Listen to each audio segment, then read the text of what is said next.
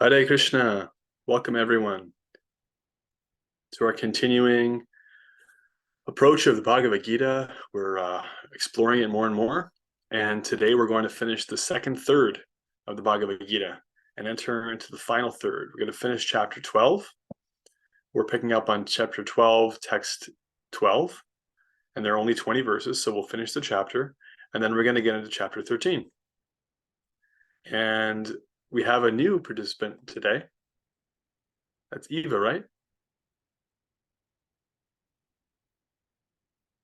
You froze a little bit. Can you say that again? Hi. Hi. Yeah. Hi. Welcome. Thank And you.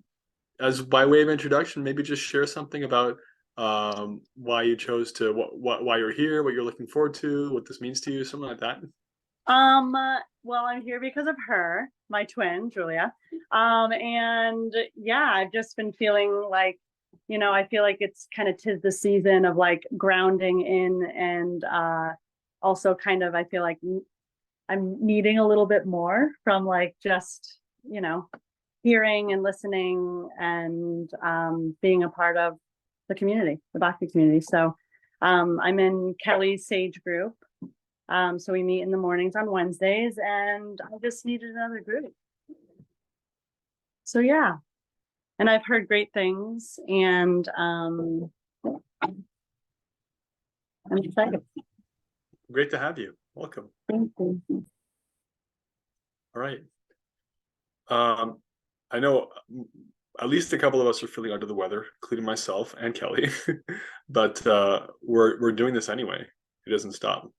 So we're gonna pass the baton to Kelly upstairs. She's gonna lead some kirtan, and then we'll go into finishing chapter 12. We'll do some review first of what we heard and what we reflected on, and then Bhagavad Gita. All right, take it away. Jai. Okay. Okay, sweet souls, come into a comfortable seat.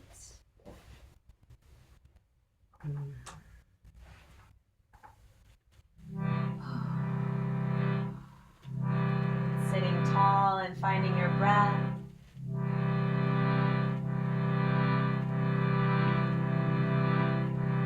Take a deep breath in through your nose, fill up. Open your mouth, exhale, let it go. We begin with our opening prayers, this invocation, this honoring of all of our teachers, the acharyas who have walked this path before us, bestowing the light of knowledge upon us, removing the darkness of ignorance. We honor all spiritual teachers of all spiritual lineages, of all spiritual paths. Deep breath in.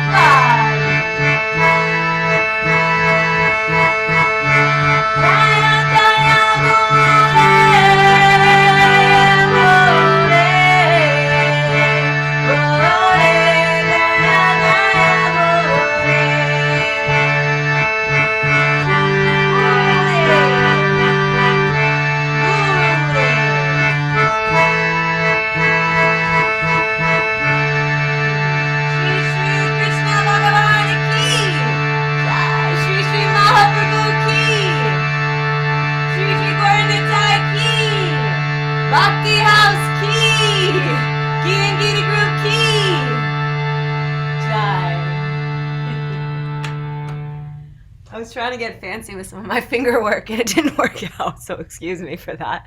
Haribol. Hare Krishna. Om Ajnana Timirantasya Gyananjana Shalakaya Chakshurunilitam Yena Tasmai Shri Gurave Namaha. I was born in the darkness of ignorance, and my spiritual master opened my eyes with a torchlight of knowledge. I offer my respectful obeisances unto him. Vanchakal patarupyascha kripa sintupya evacha patitanam pavanebhyo vaishnavebhyo namo namaha. I offer my respectful obeisances unto all the Vaishnava devotees of the Lord, who are just like desire trees, can fulfill the desires of everyone, and are full of compassion for the fallen conditioned souls. Jai Shri Krishna Chaitanya Prabhu Nityananda Shri Advaita Gadadhara Srivasadi Gaura Bhakta Vrinda Hare Krishna Krishna Krishna Hare Hare Hare Rama Rama Rama Hare Hare. Great to be with all of you again. This is the proof that this hearing process is a transcendental process. I've been in lockdown, and there's so many reasons why I could be grumpy, but I've been looking forward to this, and it's going to be very sweet. It always is. So we're picking up a little more than halfway through the 12th chapter of Bhagavad Gita. Does anybody remember what the 12th chapter of Bhagavad Gita is called? What it's about? You just shout it out.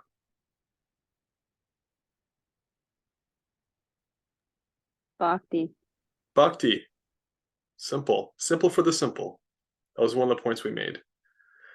Srila Prabhupada puts it, Bhakti Yoga, the yoga of devotion. Again, all the different chapters of Bhagavad Gita, different forms of yoga, different ways to connect. Yoga means to connect. Connection through devotion. And it's the shortest chapter, it's the simplest chapter in many ways. It's also the essence of Bhagavad Gita. In many places, Krishna explains that Bhakti is the way to know me completely. Bhakti is how I reveal myself. Bhakti is the natural path for the living entity. And at the beginning of the chapter, Arjuna, if we remember, he had just received vision of the universal form and its impersonal feature, all of time and space and all the different entities in one place. He had the empowered vision to see all of that. And then he had the vision to see again Krishna, his beloved, his dear friend, the Supreme Lord, in his personal feature. So he asks, which of these two ways of approaching you is better? And Krishna answered very clearly that it's better to approach personally. And so we talked a little bit about that, why that is, that it's our nature. As I was talking about with someone else this week, our nature comprises thinking, feeling, and willing. Willing means like doing. So thinking, feeling, and willing, and it's actually natural that all those things be part of how we express ourselves spiritually. So Arjuna's question in many ways is like, taking the distinction that's sometimes there of like, okay, sometimes for some people, spiritual life is about like thinking and figuring things out and like understanding I'm not matter and I don't belong in the universe and I'm actually like spiritual, and that's all intellectual, and that's part of what we're capable of is thinking, understanding, but not necessarily doing anything about that, and definitely not really engaging one's heart. And Krishna says that's imperfect. That's not the best way to go, because essentially you're forgetting part of who you are. Thinking, feeling, and willing. There has to be some intellectual grounding to what you're doing. It can't just be like completely wishy-washy. And as we'll see in the next 6 chapters, the last 6 chapters of Bhagavad Gita, there's a lot of gyan there. There's a lot of knowledge in support of our bhakti. But that's only part of what we're about, is understanding and the cerebral stuff. And then there's action based on that understanding, and then there's feeling. So action with right understanding based on a feeling of wanting to do good, a feeling of affection, of intimacy. That's what bhakti is. It's including all these things. So other forms of approach like Gyan Yoga, impersonal speculation, doesn't involve a lot of activity and doesn't involve at all any bhakti, any feeling of the heart. So it ends up being imperfect. So as I've given the example in other classes, you can motivate somebody in any number of ways, but the most powerful motivation is love. Love is the most powerful motivator. It's what can naturally inspire people to bring out the best of themselves. And even like just on a mundane level, there's so many examples of, say there's like a car accident or something, and somebody has like a sudden burst of adrenaline and like lifts the car off of their child or something, because they have so much emotion, their body kicks into some kind of not exactly supernatural gear, but they just channel, absolute fight or flight levels of hormones, and just lift that thing out of the way because they love their child or whoever's stuck there under the wreckage. And they wouldn't do that for money. They couldn't do that because it's the right thing to do necessarily. It's not just intellectual. It's not just like a karmic thing, a doing thing. It's actually in the heart. That's just on the material platform. What to speak of, you apply that logic in the spiritual realm. So Krishna's saying, do that. So I'll pause here. And before we continue with the 12th chapter, I'd love to hear any reflections on anything that stood out from last week's class, or your thoughts and reflections, your readings, anything Srila Prabhupada said in the purports, or anything that was in the WhatsApp read. There was a lot of good stuff there. One of the things that I loved that you said last week and was that Prabhupada came to remind us to unlock our spirit soul. I just found that just like the best, most concise summary of him and what he did. And it's not directly related to this chapter, but you mentioned it right before you talked about the yoga ladder, and it just was such a sweet, perfect summary of him for me, and really gave me something else to just think about as I work to try to unlock that. Yes, thank you. Yeah, that beauty of the Bhagavad Gita, when it's presented by devotees, dedicated devotees who have taken it seriously and applied it in their own lives, such as Srila Prabhupada, is that it becomes a handbook for how to do that. Like Bhagavad Gita is a reminder of how to be, a reminder that we're spiritual beings, which is itself good, very good. But then what to do about that is often the missing step. It's like, okay, yeah, I'm spiritual. Like, what does that mean? Should I just like space out all day? Should I take a bunch of drugs and like kind of like not be in this body so much? Just kind of like go into the ether? Or do I just believe in something? Like, what are the activities around that? How do I function in that way? And so Prabhupada definitely connected those dots. So thank you for that reminder. Any other reflections? Let's get at least one more reflection or question or comment from the last week.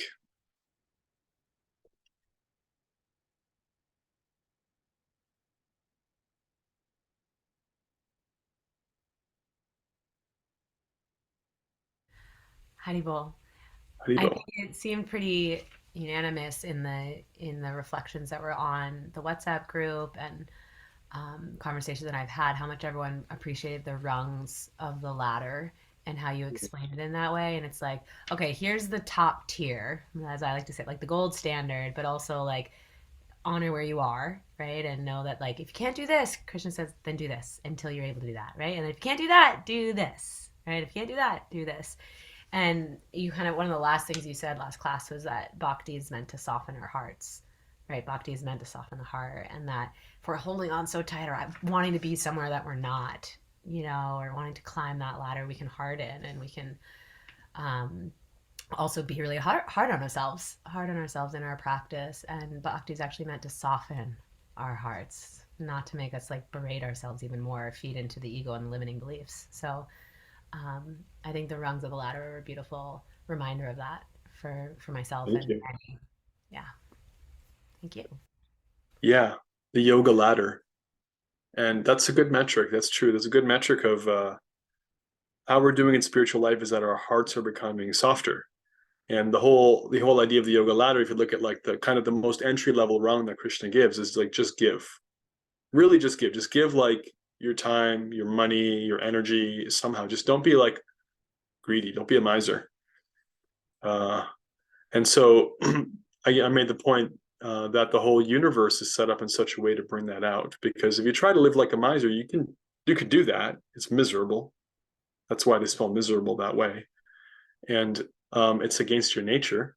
But if you try to give a little bit, then you learn that it's actually sweet. And taking responsibility for oneself and then for others and for the well-being of others, even in small ways, feels great. It's what we're all about. And the universe is this feedback system to help us learn that, because that's softening the heart.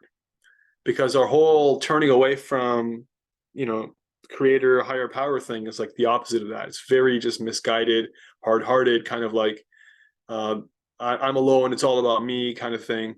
And anything that chips away at that is good. So that's a good metric, is like, is your heart becoming softer, or is it hardening? Right? Not a good thing to harden the heart. Thank you. Prabhu, sorry, it reminds me of, you just said something like a miser, like Ebenezer Scrooge in the Christmas Carol, and how he won't give, he won't be of service at all, and he's like so alone and miserable, but and his heart hardens more and more and more, and as soon as he's like has self-realization, right, and starts giving some of his pennies away and helping other families and such, then his like this love blossoms. So yeah, same thing. They have it. The Ghost of Christmas Past has an intervention. There's an intervention for him, and the universe will do that. Life after life, you'll have interventions, and if you're going off course, if you're going off track, you get reminded. And sometimes those reminders have to be a little bit tough. Sometimes there's a little tough love to wake us up that, oh yeah, I'm actually not the center of the universe. It's actually not about what I want for my selfish desires. There's actually higher purpose, and if I can align myself to higher purpose, I'm naturally happy. So that's like entry level spirituality, and then it goes up from there. Like, do something, think about the Lord, practice regulated devotional activities, and then be in love with them always, constantly, naturally thinking of someone through love. Thank you. And was there anything else I was going to say about that? Yeah, I guess I can say, on the topic of the yoga ladder, it's like when you're driving in a car. When you're driving a car, they always taught me when I was learning how to drive, when you're driving through a curve, you want to you need to have your eyes on just like a little bit ahead of you in the curve, so you can see like where you're at and deal with like the next part of the curve. But you also have to have your peripheral vision on the end of the curve, so you know where you're going. So how does this relate? Is that you may be somewhere on the yoga ladder, right? Everyone is somewhere. And it's good to know where you're at and be real about that, and not have this gap of like, yeah, but I wish I was there and I'm only here. So there's this like shame gap, and you're like living with that shame. That's true. You have to be real with yourself and know where you are.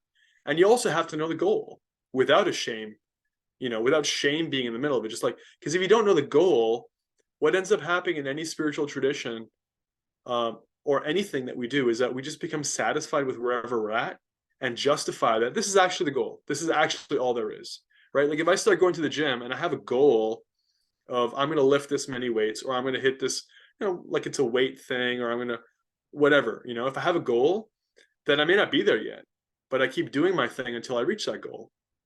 And if I don't have a goal, then I'm like, okay, I can go to the gym and I spend 35 minutes like hanging around the water fountains, and then I go and like lift one little thing for 3 seconds, 5 seconds. Oh, that was cool. Really feeling that burn. Went to the gym today, and the mind is very tricky because I didn't have a goal. So I was like, how's your workout? Oh, it was great. Did you hit your goal? Oh, I don't have a goal. I just show up, so it's the power of having a goal. And so Krishna giving the yoga ladder is like, this is the highest goal. You are capable of fully being in love with me and wanting to think about me. And you're not there yet. That's okay. And these are these other steps you can plug into. But so both are necessary, like being real, being generous, being compassionate with yourself, and knowing where you're at, and also knowing where you're going. Otherwise, there's that tendency to be like, as I just said, yeah, I'm good. I'm done. It's all done. It's perfect. I've signed on the dotted line. I'm a believer. I'm all set. So Krishna he never advocates for that. He never advocates for like complacency, laziness, belief systems, and neither should we. So just that point always strikes me. But the yoga ladder. Any other reflections or comments about the last week? What we heard so far, the 12th chapter.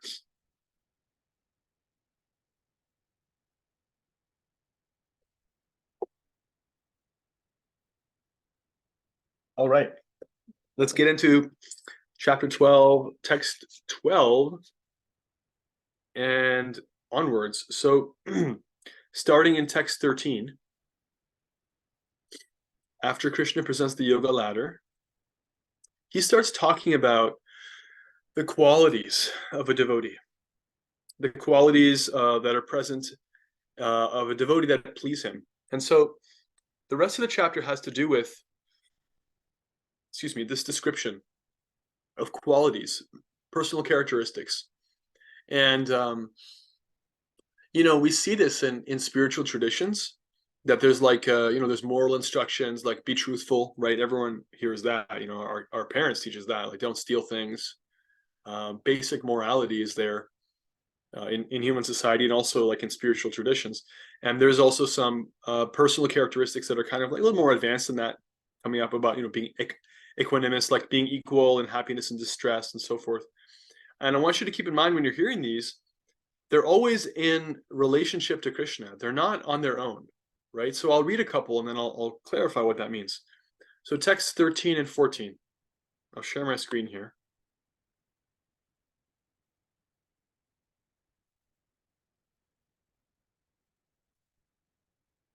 Adveshta sarvabhutanam maitrah karuna evacha nirmamo nirahankara samadukha sukhakshami santushta satatang yogi yatatma dhritanishchayah mayarpadamano bhattiryo madbhakta same priyah. Krishna says, one who is not envious, but is a kind friend to all living entities, who does not think themselves a proprietor and is free from false ego, who is equal in both happiness and distress, who is tolerant, always satisfied, self-controlled, and engaged in devotional service with determination. Their mind and intelligence fixed on me. Such a devotee of mine is very dear to me. Right, so here are some qualities. Being fixed in determination. Determination is a good thing. I mean, in any realm, if you're determined, you'll get better results than if you're not. If you go back to the gym example, in a couple of months, we're going to have a lot of people going to the gym for their New Year's resolutions. And if you talk to people who work in gyms, there's a steep drop off in February because people don't stick with it. They're not determined. Maybe they don't have association. Maybe they don't have encouragement. Maybe they don't admit where they're at. Maybe they're surrounded by people who are lifting 300-pound bench presses and they're just like beating themselves up about that. Whatever the reason, they don't stay determined. So determination is powerful. But all these qualities that Krishna is listing, they're qualities of a devotee. That this is all in the context of somebody who is aspiring to serve Krishna with devotion. And in that service, what happens is one develops these qualities, actually. By practicing bhakti, one develops admirable human qualities. It's actually not the case that one has to have these qualities first in order to be qualified to practice bhakti. That's not how bhakti works. Bhakti comes right up to your door, knocks on it, opens it, lets itself in, and meets you wherever you're at, including if you have all kinds of degraded habits and low qualities of character. By practice of bhakti, one automatically develops higher qualities. However, what we also find is that when one is practicing spiritual life, there are opportunities to be conscious and aware and deliberately work on oneself and how one shows up in the world. And also opportunities to like put the blinders on and pretend that we're perfect and like not work on those things or pass the buck and not avoid responsibility. But what Krishna is saying is that these are some symptoms of advanced devotees you can look for. You can look for these things developing in yourself, and you can also aspire for these things because they'll help you. You can aspire to cultivate determination, for example. It's a culture. It's a culture of developing determination. If we have the ability to, withstand our impulses, We can be a little bit patient, a little bit tolerant of our impulses. We can be determined. Otherwise, every time we're distracted by anything in life, we won't go to the gym, or we won't, do the thing we had to do. We'll forget to pick up our kids at the soccer game because we were like spaced out. It's this development of determination. So there's both things. There's like, okay, you may not have these qualities yet, and here's what you can look forward to. Here's what you can look for in senior, more advanced devotees. Here's what will begin to develop in you. And also, here's what you can start working on. Here's where you can put your attention, because where attention goes, energy flows. And so the rest of the chapter kind of continues in that vein. Text 15. He by whom no one is put into difficulty, and who is not disturbed by anyone, who is equipoised in happiness and distress, fear and anxiety, is very dear to me. So the person doesn't cause trouble for others, and they themselves don't consider that others are causing them trouble. They're drama-free. This is a symptom of spiritual advancement. One becomes drama-free. They're not a victim, and they don't victimize others. Text 16. My devotee who is not dependent on the ordinary course of activities, who is pure, expert, without cares, free from all pains, and not striving for some result, is very dear to me. So every one of these different qualities actually is very deep, and we could talk about all of them at length. I'll just pick a couple out here. We can bring out more in the reflections if you wish.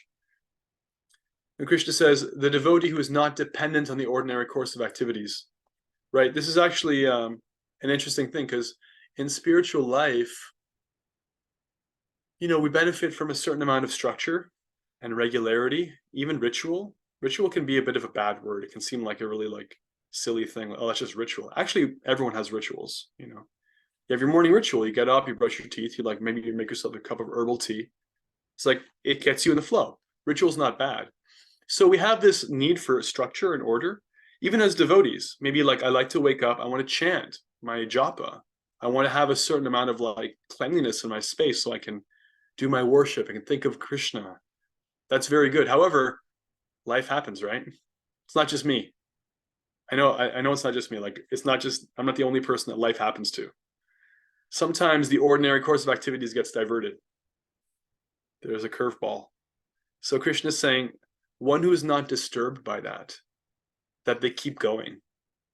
And they're not, it's not that it has to be a certain way. It's like, I only chant Hare Krishna if there's no other people around, it's quiet, I'm not sick, I'm peaceful, it's before dawn, the most peaceful time of day, I've gotten enough rest, I'm full but not too full, I got enough sleep but not too much sleep, then I'll chant Hare Krishna and it's great and they're perfect rounds. Otherwise, I'm sorry, I can't do this, Krishna is saying, don't be a diva.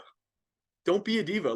Things are going to happen, This is a quality of determination, a quality of an advancing devotee. It's don't just because there's a crying child, I can't chant Hare Krishna. It's so distracting. It's going to be like that. Let's be real. And this is just one quality he's pointing out. An advancing devotee doesn't restrict themselves to circumstance. They don't let themselves be the slave of other people's, how they show up, or how the world shows up, the weather, my health, your health, whatever, the political situation, etc. Because these things are always all over the place. And he also says, not striving for some result. So this is interesting because we can see devotees actually are very, they apparently are striving for results. They're not they don't, it's not that they don't set goals. It's that those results aren't for themselves. They're not on their own account. It's not for some personal benefit. It's okay, I'm going to chant all these rounds for me. It's at the very high levels, I'm chanting Hare Krishna for Krishna. I'm chanting his names for him. I'm doing service for him. I'm connecting to others, and I'm dealing with them as part and parcel for them and for him. It's not for me to look good or to feel great about myself. I'm not getting some personal benefit from it. And yet benefit comes. You can't serve Krishna without becoming healthy and happy. But the advancing devotee doesn't do it for themselves. So at a very high level, one no longer aspires to even take care of themselves. They just try to take care of Krishna, and they're maintained. So this is a very high thing. You see the difference, I think. Hopefully you can see the difference between like, I'm doing these things that are good for me versus I'm doing them as a service. And in doing that, I'm also maintained. So Krishna is talking about like this unselfish quality.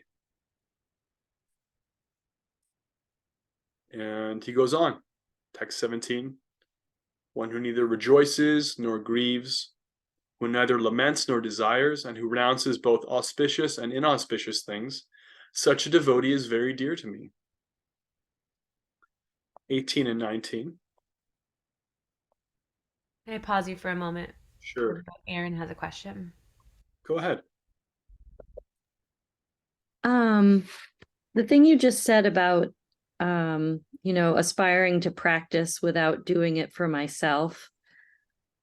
But I know I've experienced this and continue to, and I know other people have as well. Often it seems like the practice actually helps me first, if that makes sense, in terms of like sure does. meditating or doing my morning practice, like calms me down, settles my mind, eases my anxiety, like all of these things. And I'm just wondering, like, and I know there's no answer to this, but like, how do you like get over the hump where it starts being a little less about me and a little more about Krishna? Yes, that's where the rubber meets the road. That's where we're applying ourselves in bhakti. Often what we find when people start practicing bhakti, they start chanting or like, offering their food or coming to sanghas of devotees and getting in kirtan. There's a lot of mercy that just flows. There's just so much sweetness and ease, and your mind becomes more settled, and there is a lot of peace, and that's Krishna. He's bringing you in, and it continues. I'm not saying it doesn't continue, but there's a lot up front, and so don't feel guilty about that. That's the way it is. That's Krishna's nature. That's the nature of the practice of bhakti. And yeah, there is a lack of peace in the world. There's a lack of clarity of mind and a lack of good association and wonderful devotional activities and feeling happy and feeling connected. And when those things start to come, we benefit from them. And so the question is like, how do I start moving from, okay, I'm getting all that stuff and that's great, to it being more and more about Krishna? The answer is bit by bit. We can find for ourselves where it is in our practice that we have room to take another step of giving, of offering. It can be quantitative. It can be like, I'll do more stuff, or it can be qualitative. I'm doing the same amount of time of practice, but I'm giving more of my heart, right? Then it's not so much about like because Krishna, in a way, he's not even as much looking at what you're giving. He's looking at what you got behind your back, right? What are you holding back? Like what more can you give in that moment of your attention, of your intention? And so that depends on everybody, like what the answer to that question is. But there's always room to give a little more. And so the practice of trying to give qualitatively and or quantitatively more of ourself in those same practices, it can look externally the same, but one day I'm like checked out and I'm doing it for my peace of mind and just for me. And the next day I could be just a little bit more of like, well, actually, I want to satisfy you. Please receive this service. That mood of like reaching out and asking to be received as a servant, asking to like have guidance of how can I please you, and doing some service in bhakti in a mood of generosity, in a mood of giving. That can be more there. And we can feel that. That's actually tangible. You can know that for yourself. And you can also experience the reciprocation. And the idea is that as one's practice deepens over time, one has so many opportunities to make this choice. And one gets real-time feedback of what that feels like, in one's own relationship with Krishna. So one gets to advance. And the other answer is that be around others who are more dedicated than you. Because it's the same thing as any other field. If you want to be a great parent, go be around great parents. See how they do things. Like, how do you even make that work?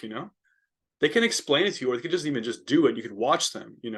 Be around a great cook. They'll have you chopping vegetables before you know it. You'll be doing stuff you had no idea you could do in a kitchen. You want to be a great athlete? Hang out with a great athlete. You want to be a great drunk? Go hang out with a great drunk. And next thing you'll learn how to get drunk and pass out in the gutter. I mean, that's Prabhupada's example. It's not my example. The idea is that whatever you do, if you find someone who's excellent at it, and you spend time around them, ask them questions, observe them, you will take it in. So it works in bhakti too. So that's why Sangha is there. Find the association of devotees and be around them, observe them, ask questions like you're doing, like you're all doing, and apply a little bit more. And don't be surprised that at first, yeah, I'm doing this because it's very peaceful and it feels good. And it's like, yeah, that's par for the course. That's normal. And there's room to grow. This is, after all, this description is Krishna giving like the kind of the profile of a very advanced devotee, right? Justin says, who you surround yourself is who you become. Very true. And Kelly says, don't be a diva. But it's spelled as Deva there, interestingly. Whoops. Yeah, Eileen has her hand up. Hope that was okay for Aaron. I was just going to say, I actually asked Aaron almost like a very, very similar question to Keshava Swami on a class that I took with him. And so I was asking the same kind of thing. And part of it was like, as I like try to advance towards deity worship, but I think it kind of holds true. When he said to me, it was kind of, Shami, you said something last week where you said you think of someone constantly when you're in love with them. Yeah. And what Maharaj said was that, like, if you're like with like somebody like that you're trying to become really good friends with, or you're with somebody that like you want, like that you're in love with, what are the things you do with that person? Like, you feed them water, you feed them food, you think of them, you ask them, you ask questions, you put their needs before you. And the more that we can treat Krishna as like that best friend, or that like person that we want to love so much, or that we love so much that we want them to like to know we love them, those practices, if we keep that front of mind, kind of just like by repetition of doing those things, like, I'm cleaning my house for Krishna because like you're right there, Krishna, and this pillow's out of place. I'm not doing this for me, but I want you to be living in this like beautiful space. And like, I just find myself like, by taking that kind of suggestion from Maharaj and just like applying it, it's kind of crazy, but it starts to like change your mood, but it takes a really long time, I feel like, but I don't know, that just really helped me, like just flipping it a little bit and being like, okay, well, like, how do I make this less about me? Well, I just gotta treat him like I would my best friend or a guest. Yeah, thank you. And is that Keshava Bharti Swami? No, it's SB Keshava. He's at Bhaktivedanta Manor. Okay, yeah. Yeah. Yeah, I know him. Wonderful. Yeah, good point. And that's why I said that's where the rubber meets the road. This is where we can apply ourselves and try to do a little more. I like your example, that your reflection of, yeah, dealing with Krishna like a dear friend, like a guest or your child or someone that you're trying to get closer to. And yeah, it's like the difference between dealing with Krishna as a person and Krishna as an abstraction. Because you can do these practices of chanting and reading and like associating and stuff, and that's very good. And as soon as we start to kind of, it clicks a little bit that I'm doing this to please somebody. I'm doing this, Krishna as a person. He actually experiences my applying myself. Then those same practices become deeper. More, there's more that we can access within them and within ourselves.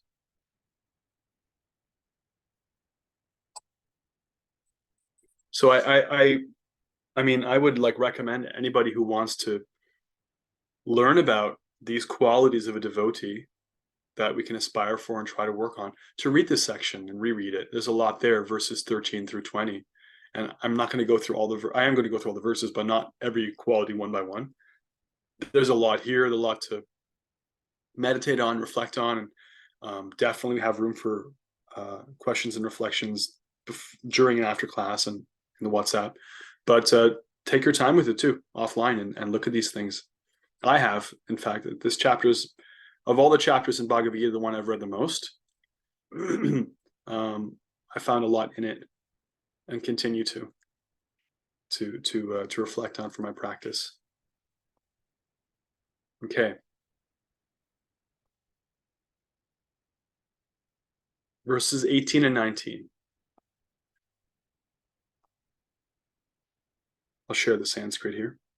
Samashatrau chamitre chetamana pamanayo shitoshna sukata kevshu samasonga vivarjitah tulyanindas tutirmauni santushto yena kenachit aniketas teramatir bhaktiman me priyo naraha.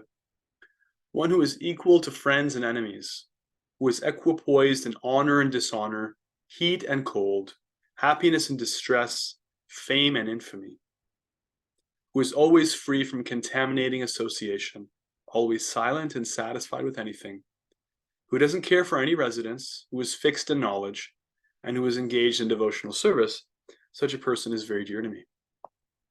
So we see here several more qualities. Being equipoised, meaning being equally positioned in honor and dishonor. Sometimes you're going to get people giving you a lot of praise. I mean, one thing I always like to say is that in life, everyone's going to be a hero and a villain. Everyone. You're going to be the absolute biggest hero in the room, and you're going to be persona non grata. Everyone is going to experience that.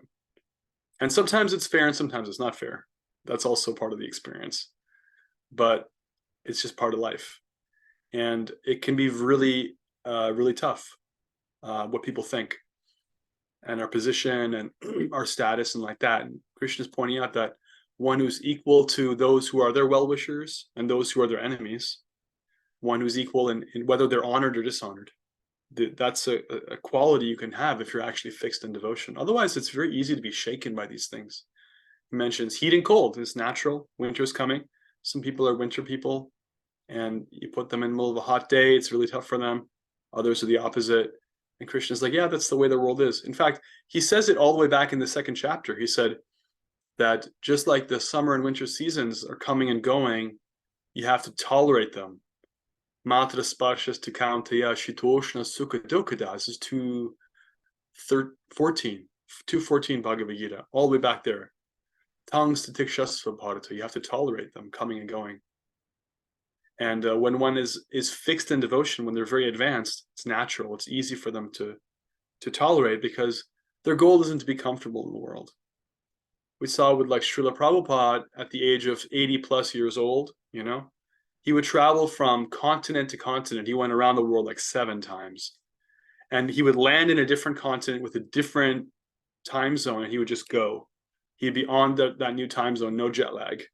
He would be like, whatever had to happen, it would happen. He'd be serving people he'd never met before.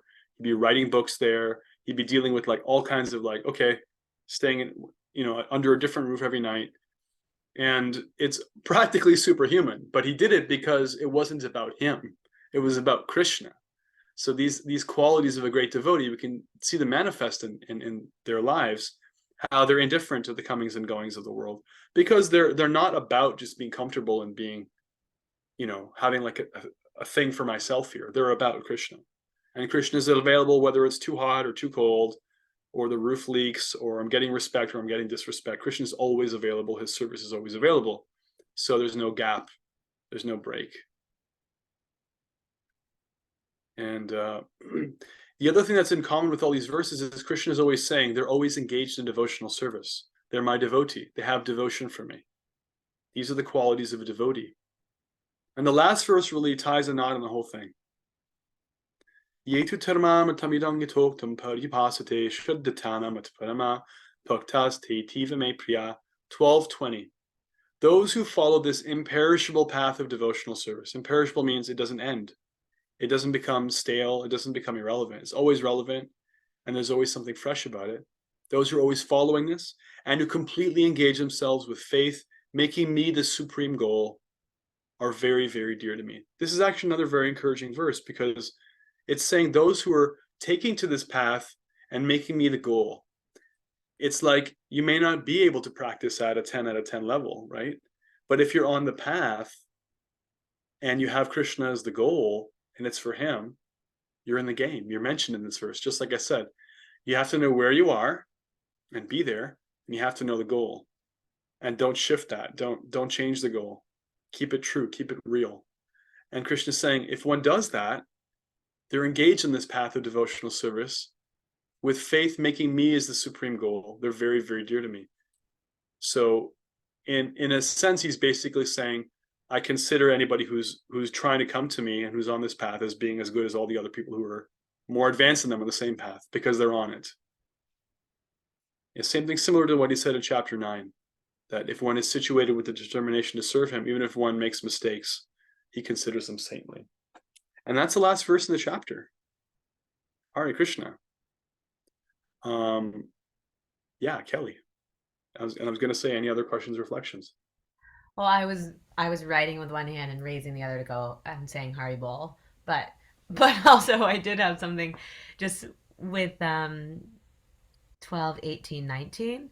All the qualities that that Krishna's listing here are all different qualities of even-mindedness, right? Which is one of those major qualities: even-mindedness, equal vision, and joy that we're seeking. And all of those qualities in that verse are representative of even-mindedness. Thank you. Yeah, material consciousness means duality. I like this, I don't like that. I want to look like this, I don't want to look like that. I want to have this much, I don't want to have that thing. I like these people, but not those people. I like this time of year, not that time of year. This is my favorite color, I don't like that color. This is all material consciousness. I belong to this group, I don't belong to that group.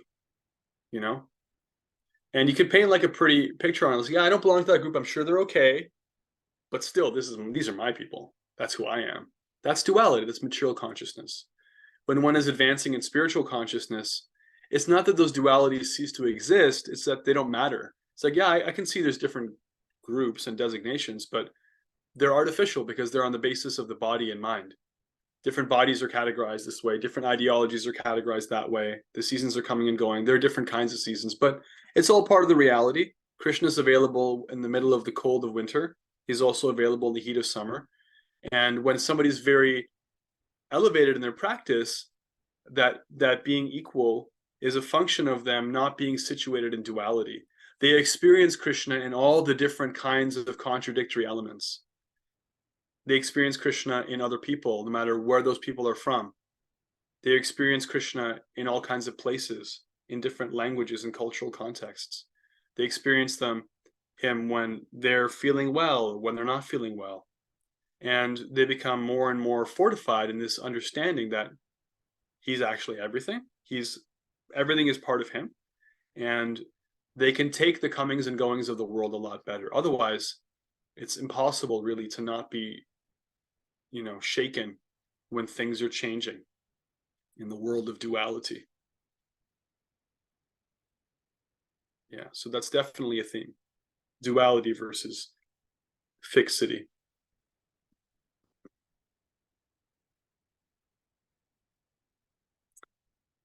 And let's take any other questions and reflections. I thought we would get to chapter 13. We may not today, and that's okay, because there's a lot in chapter 12 to digest. And we can start chapter 13 next week. But let's see if we have any reflections. I'd love to hear any comments or questions. Mel. I have a question for you. What is some practical advice for anybody to not be so shaken, to move through those dualities when they pop up for you? Yeah. Well, I guess the first piece of advice is acknowledge that you are shaken, because denial doesn't help. And experience your experience, right? It's tough to transcend something you want to admit is happening. It's like if you're angry, everyone knows you're angry. You're like, no, I'm not angry. It's going to take longer for you to get over that than if you're like, yeah, I'm actually experiencing anger right now. I'm experiencing some pretty intense anger. And it's like, if you can be honest about that, that's a good first step, because that's sattva. It's like, okay, I am experiencing anger. That's going to pass, but that's happening right now. Great. So that's a good starting point. The next thing is, have a way in which Krishna is like, have Krishna be like an anchor in your life. Have something that you do for him every day. Have a regulated practice. Because then everything is revolving around that, you know? You're going to move from place to place, climate to climate, emotional state to emotional state, you know, times are going to change, your body's going to, all these other things are changing, but that's all around an axis. You have to have a fixed axis, right? Just like a solar system. If the sun isn't there, everything flies off who knows where, and it's chaos. You can have all the seasons, you can have the whole cycle, but it's got to be around that axis. Have Krishna be your axis. Make him the center of your life, that every day, no matter what, hell or high water, I chant this much at least. I do this practice is my anchor. It may not be like the world's biggest thing, but it's like my anchor. I do it. And I have like this every week. I'll go to the Bhagavad Gita class, or I'll go to Kelly's Kirtan, whatever it is for you. Have your anchor so that you never go underneath that. That way you're always getting like an injection. You're getting your medicine. You're getting your reminder. You're getting pulled like a magnet towards that center because you're going to need it sometimes. And so having that there is the second thing I would say. And the third thing is, when things get tough, remind yourself of Krishna and have other people around you in your life who will remind you of Krishna, and start to do the work of deliberately connecting your situation, your experience, whatever you're going through, with Krishna, you know, not just theoretically, but like, okay, how do I see him in this situation, you know, or how do I, like, in this moment, like, do I need to just chant in this moment and think of him deliberately, find some way of connecting to him in the middle of your being distracted by the world life duality. Those are some thoughts. So just admit your situation, be honest about it, so you're not in denial about it. Have an anchor, have Krishna always be the anchor in your life, so that you're always getting like a baseline level of Krishna conscious experience, and then deliberately apply yourself to reconnect to him. It's like, sometimes you find, like, with really advanced devotees, I've seen this, you know, if they stub their toe, immediately they're like, oh, Krishna, like, you know, something happens, they're like, immediately they start thinking about Krishna, they say his name. It's not like mental thing, it's not a practiced thing. It's like, that's where they go to, you know, just like they say, like, you know, if you're going to go to like a war zone, people are going to be calling out God's name because there's so much danger and strife, right? People are going to call out whatever they believe in the most. That's whatever the contents of their heart, they're going to come out. These advanced devotees, they have this, like, they stub their toe, or they almost get in a car accident, or like they find out, you know, there's been a revolution in their government. They're like, immediately they call out to Krishna. So practice doing that, because by that practice you'll naturally lean on him, because, you know, any or all these things can happen, right? And so yeah, those are some thoughts. I hope that was that cogent? Is that what do you think of that? She gave a thumbs up and a Great. Prabhu, also, you do that. You yell about Krishna. You stub your toe, you knock something over, you go, Krishna. You Must have been a totally good association. I mean, sometimes, I'll be honest with you, sometimes you just got to yell, right? So you may as well just yell Krishna's name. Sometimes you want to swear. You may as well just swear like, Govinda, Krishna. Like, you're gonna yell anyway. You may as well yell his name, and try it. See how it goes next time, instead of yelling something else that you'll have to, you know, bleep out. Just yell Krishna conscious Tourette's. Krishna conscious Tourette's. I recommend it. I'm giving you permission to do that. So try it. Because sometimes that's all you got.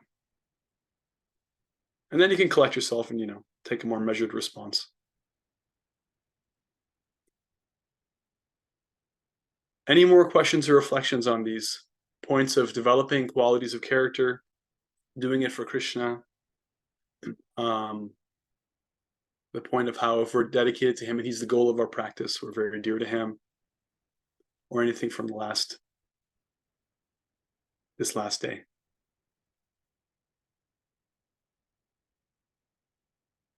I was just gonna share. This is, I guess, I don't know. It's not embarrassing, but it's like one of those things where it's like, I asked a friend devotee, like kind of something similar to what Melanie asked, like, I'm gonna go into a situation. I know it's gonna get a rise out of me. Like, how, and I know it's gonna get a rise. Like, what do I do? And what she said was, she was just like, well, do you ask Krishna for help before going into it? And I'm like, no. And it's like those, like, I was like, oh, I should know that. Like, I should know, dear Krishna, please give me, please help me act as you would want me to act. And like, before I go into the things, so that when I go into it, I just asked him for help so that I'll kind of maybe remind myself when I start feeling heated that I just asked him for help. And I don't know, it's like such a simple thing. And it was kind of embarrassing to be like, no, I don't do that. I didn't even think to do that. But that's another kind of, not trick, but something that I'm, again, just starting to do before like a call at work or a stressful situation with friends, like asking before going into it for like his help and guidance. I don't know. That's just something, like little something. 100%. And I know that like you can all relate to this because a lot of you are parents and stuff. If you're a parent or a teacher, you're in a position of stewardship over someone and you're watching over them. There's so much like pressure that's taken off your shoulders when they come to you and they say like, what do I need to do? How can I do better? How can I help you? What am I missing? And then it's like, you don't have to walk around on eggshells thinking they can't handle an instruction. What if I say something and they get like all ego trippy on me? They start getting angry or whatever. Like when they say like, okay, but what can I do? Like, what am I doing wrong? Or what's the next step for me? And you're like, awesome, here it is. Check it out. You know what to say. You're already 10 steps ahead of them. But as a teacher, as a parent, an elder sibling, whatever, you have to kind of pull back and wait for them to show they're ready. So it's like that with Krishna. He has all the answers. There's no lack of answers from him. It's like, are we ready to receive? So if you actually go out of your way to ask him like, okay, Krishna, this is a tough situation. I actually want your help. I'm actually giving you permission. Please, let me see what I need to see in this thing. Please help me have some guidance of how I can weather this and not be shaken and think of you still. What do you want from me here? Then it's like, oh, you want to know? You actually want to hear from me? Oh, great. Sure. Then you get so much support. It's a natural thing. As soon as the teacher says like, oh, this person is in the front row always. They always show up. They're always on time.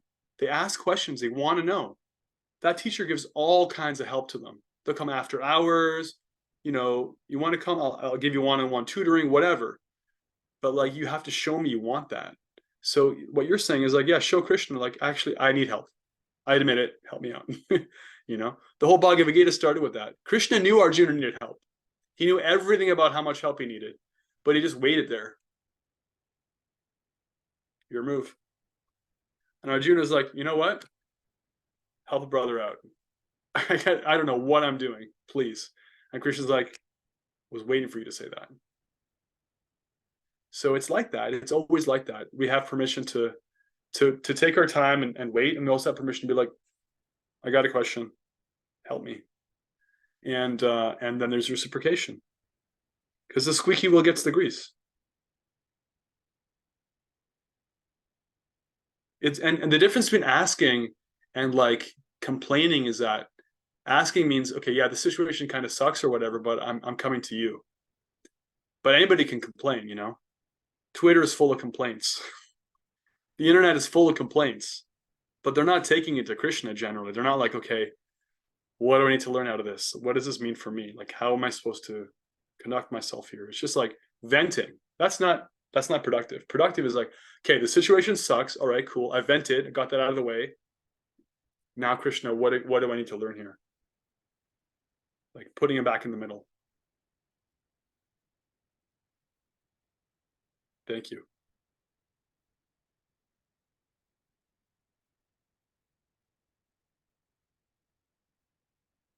Okay. Any other questions or reflections?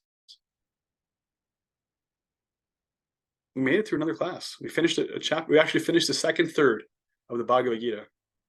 We'll start the 13th chapter next week, which is exciting. and it's nature, the enjoyer, and consciousness. It's a very philosophical chapter. It's a lot of like very intellectual stuff, and so it's a bit of a left turn from where we're at now. But all that knowledge is in service of devotion, as we'll see, as always. If that's it for now, then I'll just say, read the second half of the 12th chapter, finish that chapter on your own time. You can read the purports. There's some really good stuff there if you like. Highly recommend them. And leave a comment in the WhatsApp chat over the next week. Preferably, in the next couple of days while it's fresh, something that stood out, anything that stood out from the class or from your readings. Comments are great, questions are great too.